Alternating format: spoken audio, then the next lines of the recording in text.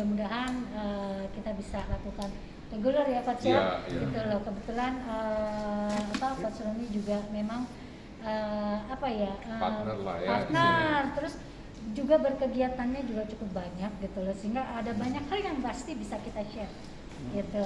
Kita share di Mula ataupun Mula itu ada Instagramnya gitu Bu ya, kalau info-info eventnya gitu. Ada Pak. Jadi Mula tuh kita punya Mula Indonesia, Mula Kota Tua Jakarta. Jadi kalau cari di IG-nya ada.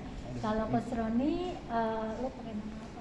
Ya, dari Roni aja. Kalau Instagram saya ada di @ronifrancisliu. Nanti di sana bisa dilihat event-event. Ya, sama seperti habis dari sini, kita juga akan mengadakan satu event webinar. Kita ada event webinar tentang namanya Feng Shui. Jadi berkaitan juga dengan metafisika ya.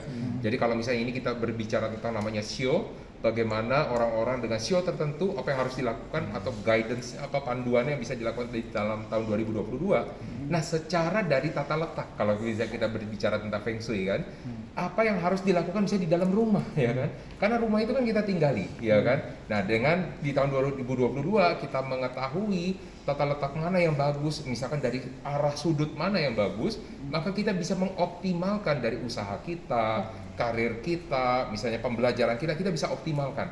Nah, hal tersebut yang akan kita kupas. Nah, satu hal lagi yang menarik di sini bahwa segala sesuatu yang dipaparkan itu tidak ada namanya unsur yang mistis. Tidak ada sesuatu yang dilakukan dengan ritual tertentu, tapi dengan ada sesuatu yang ilmiah, ada hitung-hitungannya. Sehingga hitung-hitungan ini dikuasai sama siapa? Ya pastinya oleh pakar-pakarnya, termasuk saya salah satu di dalamnya. Tetapi untuk bagi orang-orang awam akan mendapatkan langsung aplikasinya. Misalkan contoh, apa yang mesti bagus misalnya di tahun ini, tahun 2022, dari misalkan kita lihat di utara harus ngapain, di bagian timur harus ngapain, nah nanti itu akan dibahas. Nah, acara-acara seperti ini juga kita lakukan untuk membuka misalnya wawasan bagi masyarakat Indonesia supaya melihat suatu ilmu baru yang mungkin dianggap masih belum ilmiah, tetapi ini sudah ada ribuan tahun istilahnya. Jadi sudah ada namanya polanya, dan ini bukanlah sesuatu hal yang mistis, karena ini adalah sesuatu yang istilahnya kita bilang statistik, ya kan? Karena kenapa kita bilang statistik? Ketika misalnya pakar ekonomi bilang bahwa saya ingin memprediksi untuk ekonomi Indonesia sampai 2024, 2025, bisa nggak? Bisa, dengan menggunakan apa? Data masa lalu. Nah, apa yang dilakukan oleh metafisika seperti ini? Mereka zaman dahulu, mereka melihat bintang. Ketika mereka melihat bintang dengan posisi tertentu, apa yang terjadi kaitannya. Nah, ketika mereka kumpulkan bukan hanya dengan bintang, mereka lihat lagi kelahiran orang dengan tanggal tertentu, ya, dengan bintang tertentu, apa yang terjadi dengan diri mereka, sehingga kita bisa melakukan polanya. Karena mereka susun ini dari ahli-ahli sejarah, mereka susun ini selama ribuan tahun sehingga dikumpulkan menjadi satu namanya big data. Nah, dari big data tersebut, akhirnya orang-orang sekarang bilang ini seperti sebuah ramalan, padahal tidak. Kita menganalisa hal tersebut tuh dari big datanya, sehingga ini bisa dikatakan adalah sesuatu ilmu yang ilmiah, walaupun ini tidak masuk di dalam akademisi, di dalam pendidikan akademik, istilahnya seperti itu. Metafisika itu mencakup keseluruhan ya Pak? Ya, seperti yang saya sampaikan, kalau di dalam kebudayaan Tiongkok itu ada 5 hal ya yang berkaitan dengan metafisika: Sang, Yi, Ming, Pu, Xiang. Sang itu berkaitan dengan ilmu gunung, orang bicara tentang meditasi ya, orang berbicara tentang ilmu kungfu ya, itu berkaitan dengan namanya Sang. Yi adalah berkaitan dengan ilmu obat-obatan. Maka orang tahunya seperti apa? Traditional Chinese medicine ya kan? Akupuntur. Nah, itu juga dipelajari metafisikanya. Yang berikutnya adalah Ming. Ming itu adalah ilmu membaca nasib. Membaca nasib dari mana sih? Seperti yang tadi saya sudah sampaikan, kita melihat dari tanggal lahir. Karena mereka kumpulkan nih tanggal lahir dengan orang-orang tertentu, pejabat ya. Terus kemudian mereka lihat kaisar, mereka lihat juga menteri-menteri. Akan jadi seperti apa orang lahir dengan tanggal-tanggal tertentu tersebut, dengan bulan tertentu, jam tertentu, dan juga tahun tertentu. Ya, itu ilmu yang namanya Ming. Ya, dan itu kita membantu banyak sekali para pebisnis, para pejabat juga kita bantu dengan menggunakan ilmu ini. Pu itu adalah ilmu tentang namanya ramal, prediksi. Ya, memprediksi tentang apa, bagaimana caranya, kita udah tahu nih petanya, tapi bagaimana harus actionnya. Nah, ilmu ini belajar bagaimana cara action yang tepat harus bisa dilakukan. Seperti tadi yang saya sampaikan, ketika kita berbicara tahun 2021, bagusnya usaha apa, 2002 usaha apa. Nah, ilmu ini yang saya gunakan, ilmu memprediksi usaha apa yang tepat di dalam tahun 2021, 2022, 2023. Nah, itu yang kita lakukan. Nah, terakhir itu adalah Xiang, ya, yang kelima. Itu adalah ilmu tentang bentuk, ya. Nah kalau kita lihat bentuk itu pasti kelihatan apa? Rumah pasti ada bentuk, betul kan? Muka ada bentuk, ya kan? Nah ilmu ini adalah ilmu yang mempelajari hal-hal tersebut, sehingga ilmu-ilmu tersebut itu bisa sebenarnya untuk memprediksi, bisa untuk mempolakan, ya kan? Rumah dengan seperti ini kurang lebih bagusnya buat apa? Rumah dengan tanggal lahir segini cocok atau tidak, ya kan? Orang-orang dengan bentuk muka seperti ini bakal bagus atau tidak? Ada rezeki atau tidak?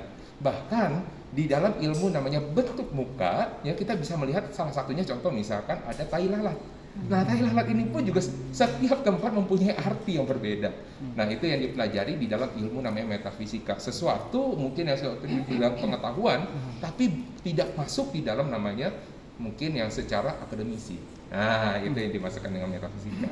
Itu yang namanya ramalan kan kadang tepat, kadang meleset gitu. Itu di mana itu, Pak? Oke, kalau yang namanya ramalan bisa tepat atau enggak, ini kalau misalnya ada dua jenis nih ya.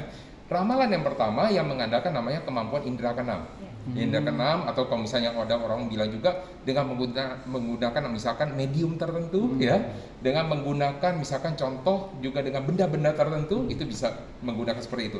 Nah ilmu tersebut itu bisa dibuktikan benar atau kagaknya enggak, kita juga nggak tahu ya, dan saya tidak mempelajari itu dan bukan kapasitas saya buat ke sana. Yang kedua itu adalah ilmu tentang hitung-hitungan ya, yang kita lihat ini yang saya pelajari. Nah kalau bisa dibilang secara namanya akurasi, kita berbicara seperti ini. Prediksi pakar ekonomi berbicara misalkan untuk 2025, 2030, kenapa mereka bisa mengumpulkan? Padahal itu dikumpulkan berapa lama? 2 tahun, 3 tahun, 10 tahun.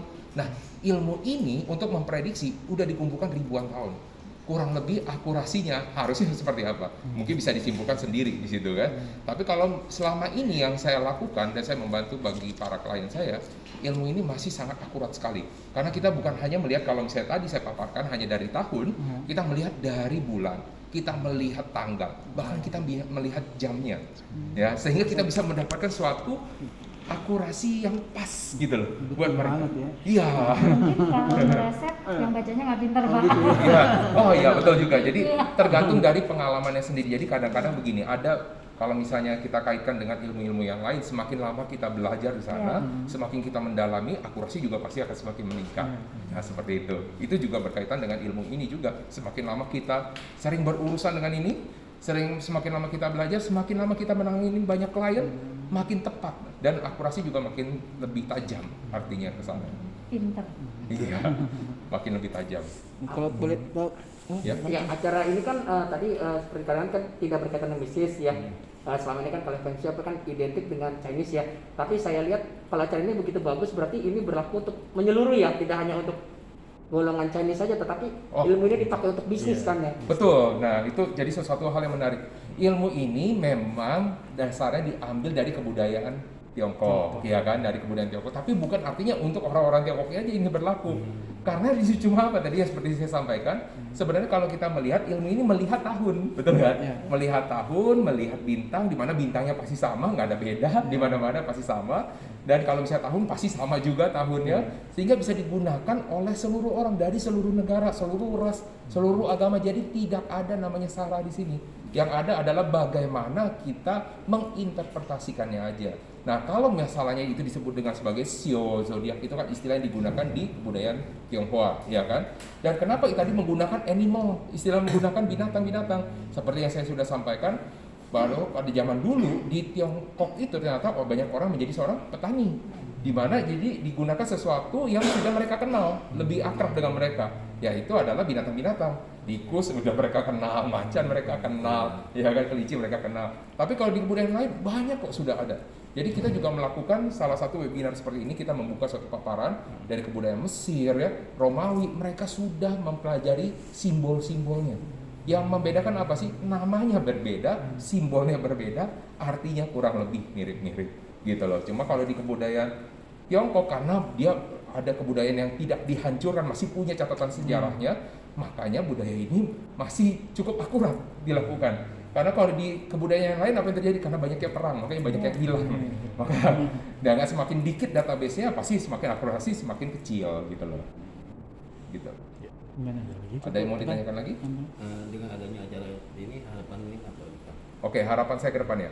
bahwa harapan saya ke depan masyarakat di Indonesia itu tidak perlu khawatir sebenarnya hal-hal yang berhubungan dengan namanya prediksi, ramalan, show atau apapun. Anda lihat dulu ya, Anda pelajari dulu, jangan Anda membangun suatu namanya mental block ya. Karena Anda selalu berpikir bahwa segala sesuatu berhubungan ramalan itu berkaitan dengan namanya ritual, berkaitan dengan namanya mistis. Padahal ada ilmu-ilmu yang tidak berdasarkan dari hal-hal tersebut. Yang kita bilang adalah berhubungan dengan black magic, ritual, dan lain-lainnya tidak ada sama sekali. Jadi Anda buka mata, kenapa? Setiap orang itu butuh. Setiap orang itu butuh. Kenapa? Orang itu butuh namanya panduan. Kalau enggak buat apa? Orang baca. Bahkan kenapa pakar ekonomi mengeluarkan istilahnya jurnal atau mengeluarkan apa? Karena orang butuh namanya panduan. Nah ini sebenarnya setiap orang butuh. Hanya beberapa orang mau membuka mindset mereka, tapi banyak orang yang masih menutup bagaimana pikiran mereka. Dimana kalau para pebisnis besar sudah banyak yang menggunakan hal-hal seperti ini, dan ini sangat lazim digunakan sama mereka, sangat akrab di telinga mereka juga gitu. Hanya para masyarakat di Indonesia, yuk mari belajar, mari misalnya anggaplah Anda tidak belajar tapi Anda membuka pikiran Anda, membuka wawasan Anda sehingga Anda banyak tahunya dan Anda bisa dibantu. Nah kadang-kadang yang membuat kita tidak bisa dibantu kenapa? Karena kita menutup diri. Kita nggak mau tahu, kita nggak mau dibantu. Nah itu yang menyebabkan orang jadi tidak bisa maju, gitu. Cukup ya. Bisa disebutkan nama lengkap sama Ya, nama Iya. lengkap. Nama lengkap